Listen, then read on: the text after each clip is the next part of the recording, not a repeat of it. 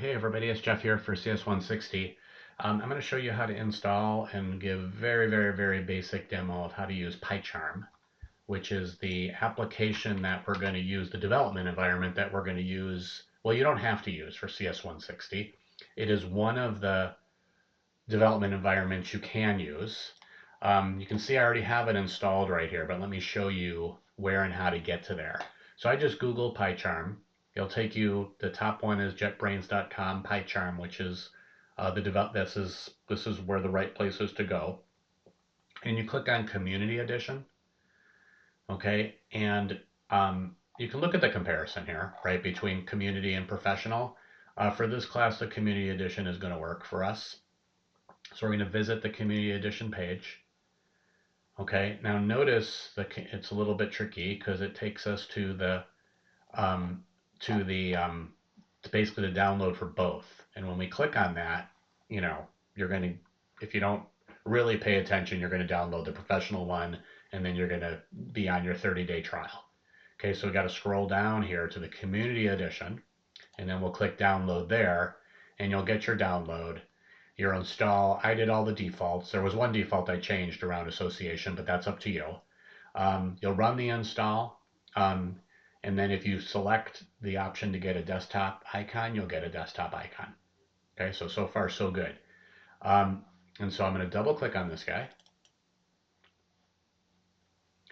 And I am going to click on a new project.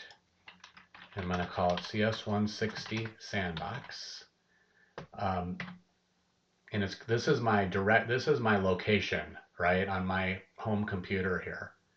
Okay, and so you can change it, of course, during your setup, but that's going to be where I'm going to create here.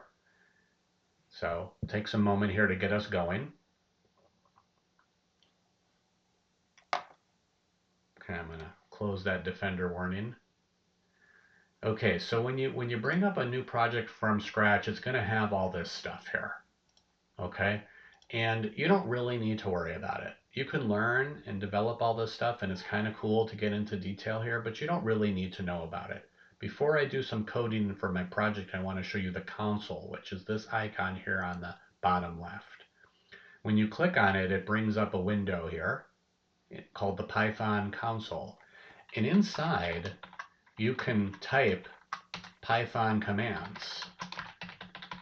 And it'll just execute those Python commands. So this is really handy if you don't remember exactly what the syntax looks like, and it's like, do I need a quote here or not, or what's the exact operand again? So you can try things here versus developing them in the project and running the project. Okay, so the console is a useful thing to have up. Okay, but what you're normally going to do is you're going to go to your project name. And maybe your project is called assignment 1 or assignment 2 or whatever you want to call it. And you're going to right click and you're going to go to new Python file.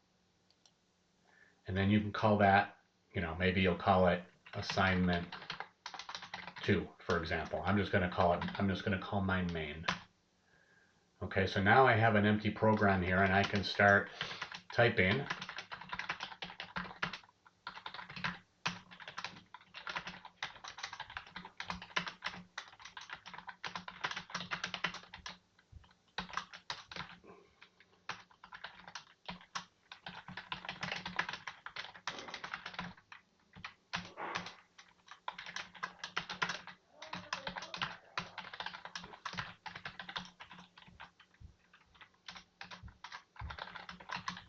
Okay, and so just some code here that I'm not going to go over here, but I'm going to kind of basically show, I'm going to run this and we'll see what happens here. The run is this command. Now you might have, the first time you bring it up, some error messages here, not error messages, but some information here about needing to bring up a,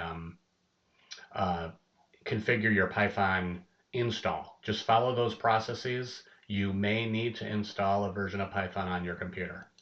But I'm going to click on that and you can see I got the hello message and I got the 30 message. Because B is greater than A, so this printed, but A is not greater than B, so this didn't print. If this all looks foreign to you, that's okay, because we haven't covered any of this, obviously, and we will very soon. as we walk our way through the class here. But now, once you have your program done, you're going to need to get it into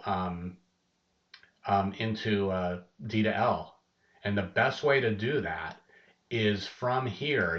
If you right click in here, you can go to Open in Explorer, and that brings you your path here. And that's where your main file is, and that's what you'll upload into D to L. Okay, so this is option one for you to use Pycharm for the class. I would say it's going to work for most of you most of the time. Questions, comments, let me know.